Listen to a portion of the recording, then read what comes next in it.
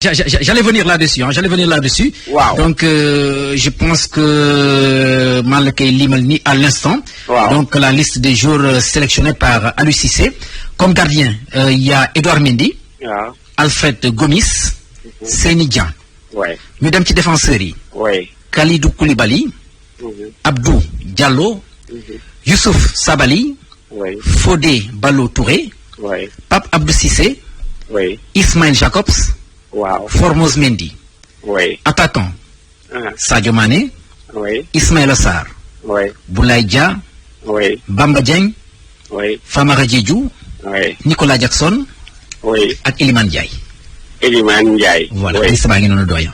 des na milieu terrain yi. Milieu de terrain xanaa ma bamtuwaat ko rek wala dama kaa tëb kay wax da dëgg. nga tëb yaa ngi jógee défense dem attaque. Voilà, j'ai réduit l'équipe. Bon, Idrissa Gana Gueye, waaw Cheikhou Kouyaté, waaw Nampalys Mendy, oui Crépin Diatta, oui Pape Gueye, waaw Pape Matar Sarr, oui Pathé Ciss, Katé 6 waaw Moustapha Nam waaw ak Loum Ndiaye. ak Mamadou Loum Ndiaye. Loum Ndiaye, voilà. gis nga surprise amul Cheikh. parce que xam nga fii équipe bi jóge defe naa ni defar ko boobu laa doon wax ce matin rek dans le journal de la radio Futurs Médias. Effectivement, dans RFM Matin. defar ko waaw defar ko dafay yokk moo defar boppam. te dana toll fu nga xamee ni léegi changement yi du doon luy jóge sax ci Aliou Cissé changement yi ñooy programmer seen C'est bopp. des choses qui s'imposent. ñooy ñëwal seen bopp. pour dugg ci. gis nga le jeune Naam Moustapha Naam. Oui, c'est la moindre surprise. oui, clairement. et Moustapha keroog bi ma ko gisee contre Bolivie. j'étais émerveillé. Tout à fait. Après je me suis dit bon le niveau de l'équipe de Bolivie mën na autoriser peut-être mu jël yi mais il y a du bon dans ce qu'il faisait. Ouais. mën na dem ci groupe. soo xoolee amul surprise. mais gis nga une équipe n'est jamais parfaite, Cheikh. Une équipe n'est jamais parfaite. Même booy gagner coupe du monde am na. am na waaw. am na ay entraîneur bi su paree am na lu mu regretter. Tout à fait. am na du regretter ñi ci biir. ñi ci biti. J'ai l'exemple d'un entraîneur qui s'est battu à l'aéroport xeex. alors que mi ngi dugg ci avion bi pour dem coupe du monde. C'était l'entraîneur de l'équipe d'Italie qui a gagné la coupe du monde en 82. supporters yi leen doon gunge ci yoon bi. dafa am ku bàyyi ba muy romb mu dóor ko waa ji xeex ak moom xam nga italien moom.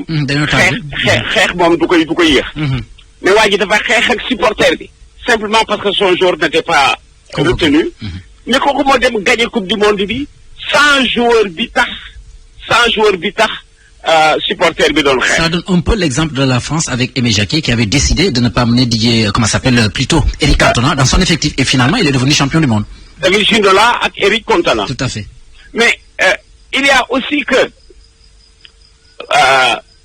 le Brésil a gagné la coupe du monde sans Pelé. À la coupe du monde 62 dafa door contre Bulgarie am claquage door terminé wul match bi.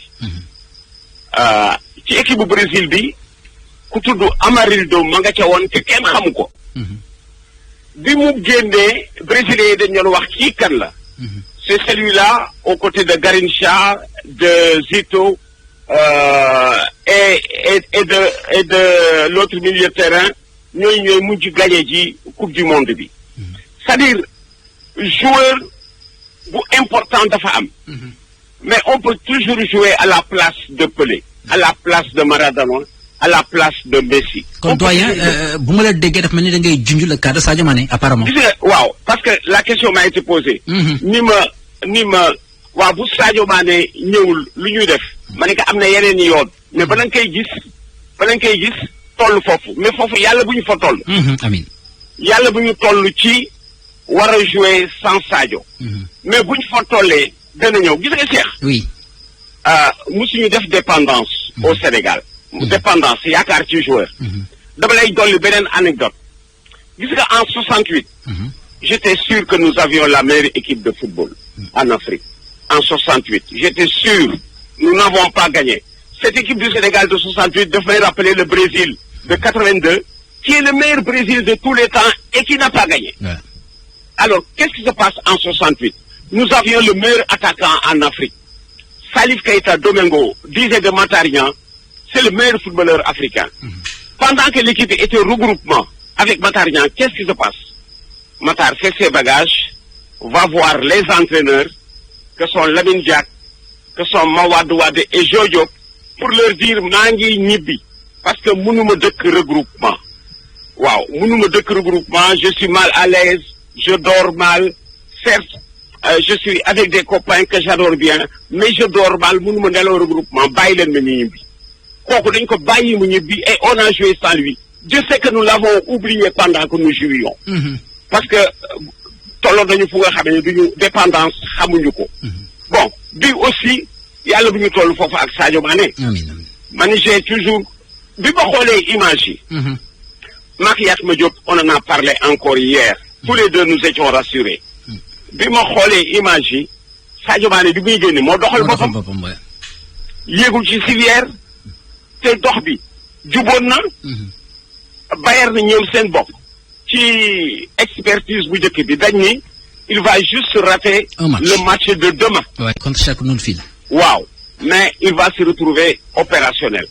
Bon, on avance. Ouais. Pour le moment nekkagul al et man j'étais sûr Cheikh d'une chose. Je l'ai dit hier à Macoumba Bey. Gis nga Sadio Mané même buñ ko déclaré woon inopérationnel pour 10 matchs. Xam nga 10 matchs c'est même après Coupe du Monde. Parce que pour gagner la Coupe du Monde, il faut gagner 8 matchs. 7 à 8 matchs, oui. 7 à 8 matchs. Gis nga buñ ñëwoon du dem. Léegi xam nga lan mooy stratégie bi. Sénégal bàyyi ko ci groupe bi mu ànd ak équipe bi. La présence, oui, pour booster. Di dem entraînement ak ñoom, di añandoog ñoom, di reerandoog ñoom, di toog ak ñoom, di ataaya. Bu ñu nekkee ci vestiaire yi mu nekk ak ñoom ba équipe bi dugg ci terrain bi. Su ma nee toog ci banc bi sax day toog ci banc bi. Sa seule présence. Sur le banc.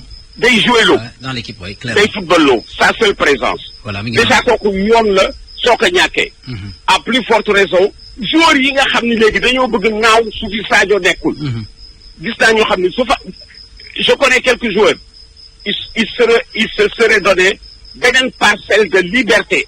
Et d'audace. Bu fa Sadio nekkul. Bu fa Sadio nekkul. Dëgg la, tellement vrai. Et l'exemple de Karim Benzema au Real Madrid. Voilà. Qui a tout le temps évolué sous l'ombre de Cristiano Ronaldo, n'est-ce pas? Cristiano Ronaldo, voilà. Doyen. Alors mais benn regret nag la am parce que loolu laa wax nii. Gis nga Aliou Cissé tey jii même su papaam toogoon ak moom. dana ko man sa sélection bi am naa ci benn regret. Xam nga kan laa ci regretté. Le jeune. Saliou Ciss. Déedéet. Non. Regretté wu ma ko parce que je savais que du bokk. Je connais la rigueur de Aliou Cissé pour ce qui est de son professionnalisme. Aliou Cissé est un homme sérieux. Bu Saliou Ciss doon rakkam ñu bokk ak moom ndey ak baay du ko yóbbu. Mais Cheikh. Tu vas m'aider ci benn situation. Xëy na fàttewuloo ko parce que man yaa ngi rappelé Kara Mbodj kan biñ ko yóbbaale fekk bu nekk en pleine convalescence. C'était à la Coupe du Monde, je pense. Hein? C'était à la Coupe du Monde en 2018 en Russie. Bon. Non, plutôt oui, à la Coupe d'Afrique des Nations. C'était ça. À la Coupe d'Afrique des Nations. Tout à fait, oui. Mais que de critiques. Il y en a qui ont dit que l'entraîneur daf ko sélectionné pour may ko xaalis. Tu te souviens de ces propos? Ouais, lu nekk am na fi. Tu te souviens alors que dana am sax léeg-léeg mais Zidane bi muy ñëw à la Coupe du Monde en 2002 avec l'équipe de France xam nga joué contre Sénégal. Waaw bu mu daaneel. Wérul. Waaw. Booba wérul parce que le médecin avait prévenu, il avait dit attention, nous sommes en train de friser la saturation. Ouais. Parce que ku war dem Coupe du Monde. Avec ton championnat, tu vas te retrouver avec plus de 60 matchs dans les jambes. Clairement, oui. Et si tu te rappelles, je disais encore hier à Bakoumba, les Grecs ont gagné la Coupe d'Europe des Nations par leur fraîcheur, parce que c'est une équipe composée de remplaçants dans de grandes équipes d'Europe. Kenn xamul ñu ñëw gagné Coupe d'Europe bi ñii ni mais ñii fu ñu jógee. ñu ni way ce sont des Grecs qui jouent, ñii remplaçants à Liverpool, ñii à Barcelone, ñii au Real, ñii à Manchester United. De ce fait, ils n'ont pas assez d'images, amuñu vue. Boo leen dajalee naan ci kan la fu nit ñi di saturé ñoom ils sont frais. Et ils gagnent la Coupe d'Europe battant le Portugal en finale. Mais xam nga kan laa regretté. Le gosse qui joue en Tanzanie, Ousmane. Pape Ousmane Sakho. Kooku laa regretté. Ouais. Parce que su ñuy wone bruam dans le monde. Naan voilà le jeune africain qui a marqué le plus beau but de l'année. c'est-à-dire que ñun la ne kii ban pays la dëkk. am na ñi nga xam buñ ko amoon dañ koy yóbbaale. dañ koy yóbbu parce que xam nga les joueurs benn geste doy na geste. benn doy na benn contrôle benn frappe doy na. pour être sélectionné. tout à fait doyen. dama lay jox l'exemple d'un Saoudien. qui vient à Dakar. à la recherche d'un footballeur qu'il connaissait qu'il a fini de repérer. ñu teg quelques kër footballeur bi saoudien bi. mu dem di waxtaani ak moom. ñëw dugg fekk gosse bi di julli. le saoudien. ñëw dugg fekk gosse bi di julli. mu ne celui-là je le prends. jeex na ndax la kàddu gi féetee. footballeur lay wut. voilà fekk kuy julli mu jël ko. voilà oui noonu. ça veut tout dire cher. parce que footballeur c'est un tout c'est à la fois l'homme et le footballeur. Ouais, c'est un parce que l'homme peut détruire le footballeur. Ouais, clairement. Tout comme le footballeur par moment mën na def lu tax day def ombrage ci nit ki. Clairement. Mais le groupe de Aliou Cissé est très homogène. Ouais, clairement. Et il était en chantier déjà depuis la CAN. Ouais. soo xoolee kan moo ci raté CAN bi kan moo nekkoon ci CAN bi te nekk fa. Saliou Ciss ak kan. Saliou Ciss ma nga ca Bouna Sarr.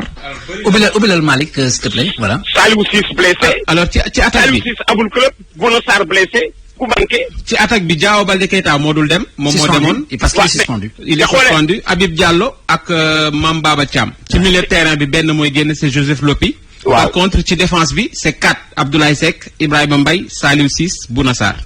gis nga même Abdoulaye Seck. keroog ñi ko gis. muy marqué 2 buts au PSG. daañu ko laajte. gis nga kii. mon chef. Ouais. Allô. Oui doyen ñu ngi lay dégg. damay rappeler encore le cas de Cheikh si ma permet rek ma rappeler le benn cas ba la may dem. Tiens bismillah. dama lay rappeler le cas de Salif. Qui le boss de Pikine. Salif Diagne. Ah Salif Diagne oui. gis nga xam nga Salif Diagne c'est le premier Sénégalais à gagner une coupe d'Afrique en club. Avec le Raja de Casablanca. Moussa Ndaw moo ko recommandé Raja parce que Moussa dafa dem Maroc jiitu fa Salif Raja nekk waat moom Moussa. Raja soxla attaquant mu recommandé leen Salif. Salif Diagne ñëw gagné coupe d'Afrique bi en club avec le Raja. bi mu koy gagné en club ils avaient éliminé le Tonnerre de Yaoundé daf ko dóor aller-retour. keroog Salif mooy le bourreau du Tonnerre de Yaoundé daf leen dóor aller-retour. Camerounais yi ragaluñu ku dul Salif Diagne. Camerounais ragaluñu ku dul Salif Diagne. ñu am Cameroun si tu te souviens à Annaba. mooy bi ñu koy dóor 2-0. avec des buts de Moussa Ndaw sur coup franc. C'était en Algérie, à Annaba plutôt en Algérie. Waaw en Algérie. avec des buts de Moussa Ndaw et de Mamadou Mariem Diallo. Moussa Ndaw si je me souviens c'était sur coup franc d'ailleurs. Sur coup franc très bien. Mamadou Mariem sur action de Souleymane Sané. Souleymane Sané dafa jëkk def action bi door ko ci poteau bi. deuxième fois bi mu defaat ko génne ko en retrait Mamadou Mariem marqué. alors ci hôtel bi ma nekk j'étais avec groupe journaliste la ñu. Il y avait un Camerounais ci groupe bi. ñu toog à table di añ le Camerounais s'approche journaliste. toog sama wet ñuy waxtaan mais mu ni man monsieur Diaw moi je suis surpris par votre liste. ma ni ko comment booba Claude Leroy mooy entraîneur. je suis surpris par votre liste ma ni ko comment mu ni ma l'absence de Salif Diagne. ma ni ko vous savez dans une équipe tous les entraîneurs au monde ont connu ce moment. Ça fait très très mal par moment de se séparer d'un joueur quand vous êtes bousculé peut-être par le choix. C'est presque des nuits blanches. Voilà. Mais soo xoolee attaque bu Sénégal ba ña fa nekkoon. Bokandé Souleymane Sané Thierno Youm Moussa Ndaw ak li ci biti geneen j'en oublie loolu moo doon ossature bi. ñun pour ñun Sénégalais bi ñu perte Salif. surtout que fekk que bu génn fekk na Salif génn nekk Cameroun ñu perdre que de but mais Camerounais yi gis nañ ko les Camerounais disaient bu doon Camerounais dina jouer il s'étonne que le Sénégal passé wu ci loolu ma ne que j'avoue que nous avons de si bons attaquants que l'absence de Salif va passer inaperçu au Sénégal. C'est le trop plein de talent. voilà mais gis nga ba match ba jeexee keroog ba Sénégal Cameroun jeexee ca Annaba ñu gagné leen 2-0 fekk Cameroun qualifié war dem coupe du monde bi ñu ñibbisee à l'hôtel journaliste bi sama néeg la ma fekk ni ma monsieur Diaw vous aviez raison ce que j'ai vu avec le Sénégal d'aujourd'hui nous allons à la coupe du monde nous Camerounais mais cette équipe du Sénégal présente meilleure mine pour aller à la coupe du monde tout à fait. C'était avec Claude Leroy malheureusement xam nga pourquoi gagné wuñu coupe d'Afrique boobu si tu te souviens booba temps joueurs yi amuñu liberté Souleymane Sané ak Thierno Youm après bi ñu gagné Cameroun di waajal demi-finale bi contre Algérie ñoom dañu dellu en club pour jouer en championnat malheureusement ñibbisiwuñu pour jouer keroog contre Algérie en demi-finale Oumar Seck président CNP dafa louer avion bi toog ci piste bi pour que bu ñu xamee fu ñuy fekk Thierno Youm ak Souleymane Sané on est en Algérie Thierno Youm France lañ koy jëlee Souleymane Sané Allemagne le même avion mooy def le tour jëli leen Claude Leroy di woote seen téléphone sonné kenn décroché wul nga xam ne y a eu des pressions Claude Leroy qui me dit laay je ne les ai pas si on a Youm on gagne si on a Souleymane Sané on gagne si on a les deux on survole l'Algérie en demi-finale on a joué la demi-finale sans ces deux ñu nag Algérie def 2-1 mu marqué ñu but à la 4e ñu égalisé à la 19e par Adama Cissé war ko éliminé si tu te rappelles avec la balle de Lamine Ndiaye et de Lamine Sagna war nañu avant la mi-temps public bi commencé nañu ñibbi parce que Sénégal dafay rey Algérie public bi commencé nañu ñibbi malheureusement nous perdons 1-1 et on s'arrête en demi-finale amoindri par ces deux absences bon moom laa lay wax te kat ñun bi ñuy jouer en l'absence de Youm et de Souleymane Sané Cheikh fàtte nañ leen bi ñu commencé di jouer fàtte nañ leen parce que Sénégal léeg-léeg da nga naan les absents ont toujours tort parce que dañuy jouer ak li ñu am te ku ci nekkul rek ñu fàtte la bon voilà avec le cas du jour yàlla ba mu ngi dal ci Sadio Mané même si on peut jouer sans lui nous voulons l'avoir dans le groupe. Voilà. Merci doyen. Merci doyen Abdoulaye donc pour la clairvoyance et disons maanaam xam-xam bu am solo bi nga xamante